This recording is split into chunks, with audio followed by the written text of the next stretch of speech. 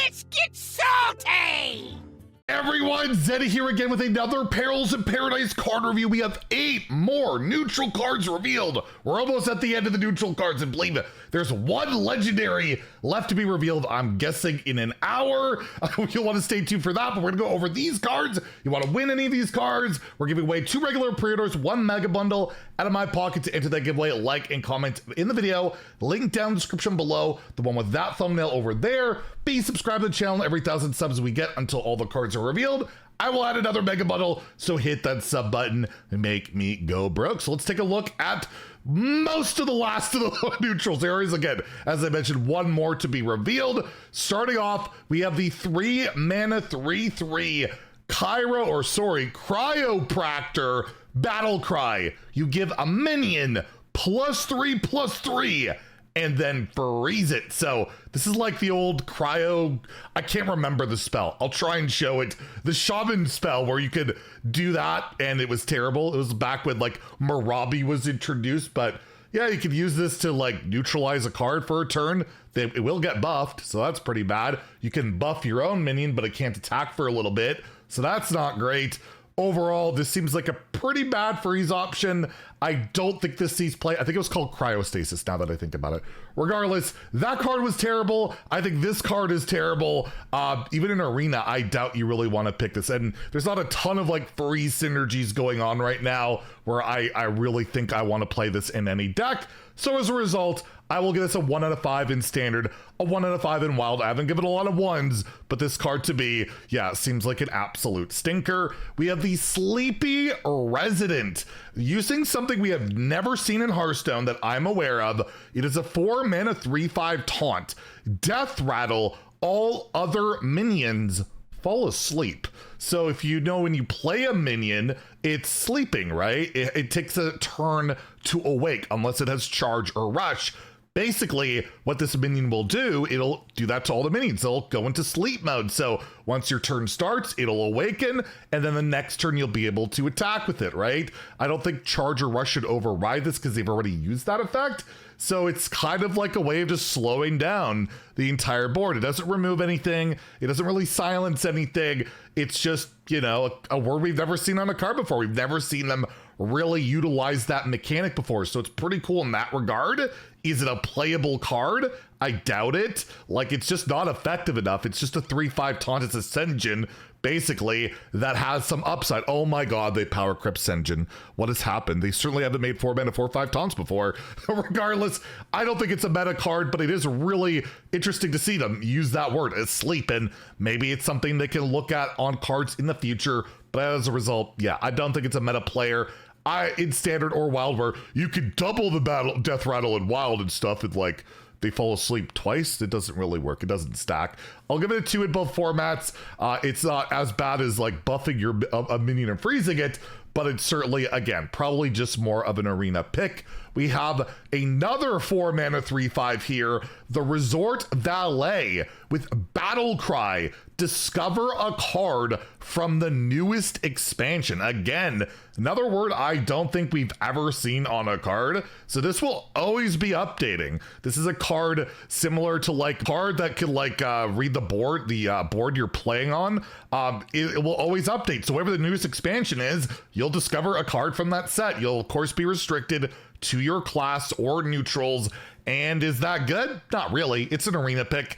You'll be happy to get some value there, but in standard for 4 mana on a not a great statted minion, I highly doubt you'll be playing it. But these type of cards are always cool for, let's say, the more free-to-play players of the world that can, maybe discover and try out a new card. Maybe there's an achievement you want to get done from the latest expansion. This could be really good for achievement hunting, to find that card you are missing from the achievement, discover it from this, and try and get that achievement done. So I'll give it a 2 out of 5 in standard wild for those reasons. But yeah, probably not going to be a big meta player. We have the Coconut Cannoneer, a new pirate. Lots of pirates this set. So again, always remember Toy Boat in particular with a cheap pirate. It's a 2 mana 1/4. After an adjacent minion attacks, deal 1 damage to a random enemy. So I like this style of card in the fact that positioning matters. I always enjoy that. You could put this in the middle of the board, hit into something, it dies off. This will deal a damage. You hit in with something else, it'll deal a damage, right? You can trade off, get extra procs. It can be really good with rush pirates. Like the rogue right now has the 2/3/2s that can spawn, right? That you could try and utilize this with too if you want. It's not bad. It's got 4 health. It's got snowball ability. I could absolutely see pirate decks playing this. Like 4 health for 2 mana is not the easiest thing to remove, and you have pirate synergies going right now in obviously standard and wild.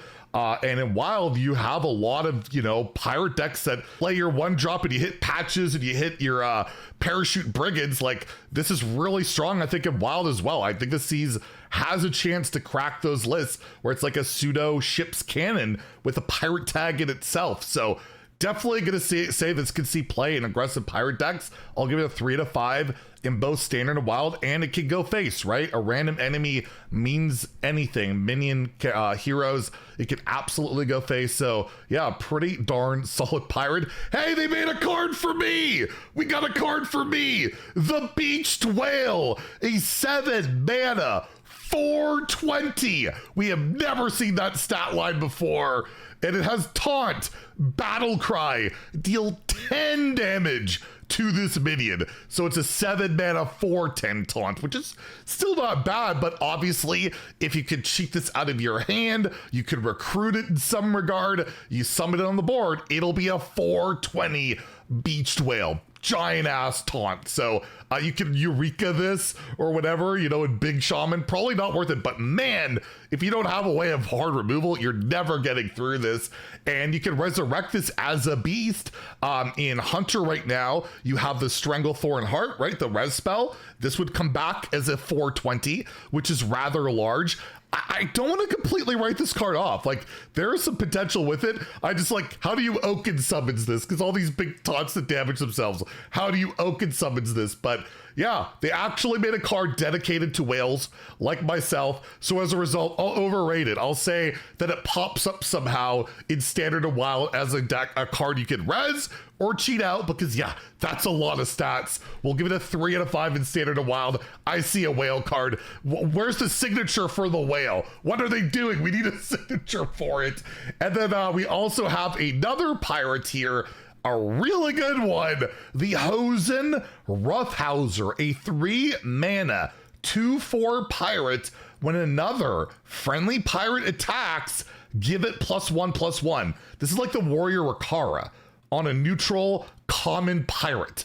And all these decks that go wide, pirate decks, all of them will just snowball uncontrollably with this card. The only thing is it doesn't count itself. I think Rakara counted herself.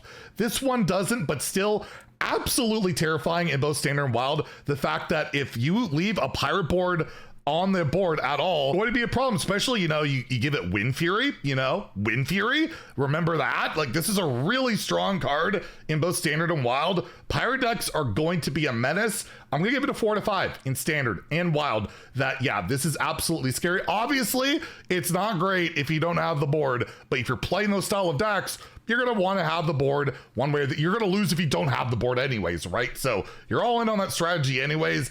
And yeah, that absolutely fits in. We have the Terrible Chef, a 3 mana 2/1 undead battle cry. You summon a 0/2 Nerubian egg, death rattle, you destroy it. So kind of an interesting little card here where you play this, you get that egg, you destroy it, you get the token. So you get that 4/4 out of the deal, it's not too bad. You get a bunch of corpses alongside this package. You get 3 total. I can see this maybe, and it's an undead itself. This could see some play, possibly. I think it's pretty much restricted to Death Knight.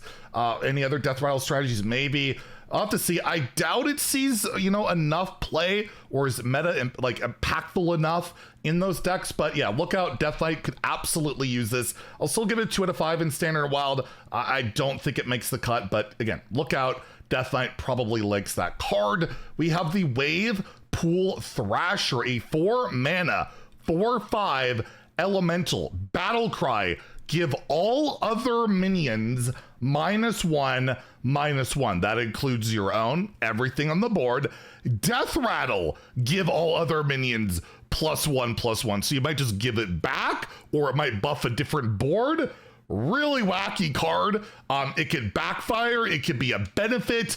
It really depends. Obviously, elemental tags, you're looking at elemental shaman, mage, possibly using this. It might just be, plays a standalone card. Really weird one to evaluate. I feel like the possibility of just screwing you is probably too high on this and not probably worth playing, but absolutely one you'll have to look out for. Really crazy card. Again, I'll give it a 2 out of 5 in standard wild. I don't even know if you want to pick this in Arena. I feel like it's a danger to Arena too. We'll have to see that one's absolutely wild. And then lastly, we have a new Amalgam. A 1-mana 1/2 adaptive Amalgam, so it has all tribes. Death Rattle. This shuffles into your deck.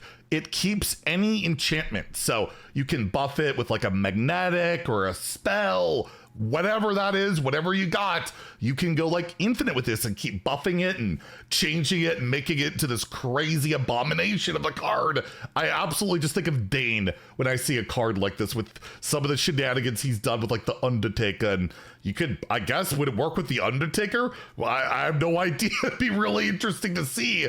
Silence destroys this card. It doesn't do a lot on its own, but it is just an all-tribe mini you can play on one. It could activate your pirate synergies. I can't write off a 1-mana Amalgam card. It just can activate so many different synergies for all those different tribal decks. And maybe, the upside of shuffling it and getting some extra buffs on it could be nice too. So I'll give it a 3 out of 5 in standard. I think it's worse than the Mistake overall, but that's a wild card now. I don't think you run both. I'll probably give it a 2 in wild, but in standard, I'll give it a 3 that it might just slot in to some tribal decks. So there you go. That's almost the last of the neutrals. We have one more review later in like an hour. It's a pretty spicy legendary, so you want to stay tuned. If you enjoyed the video, please like and subscribe. Have a great day and stay salty, my friends.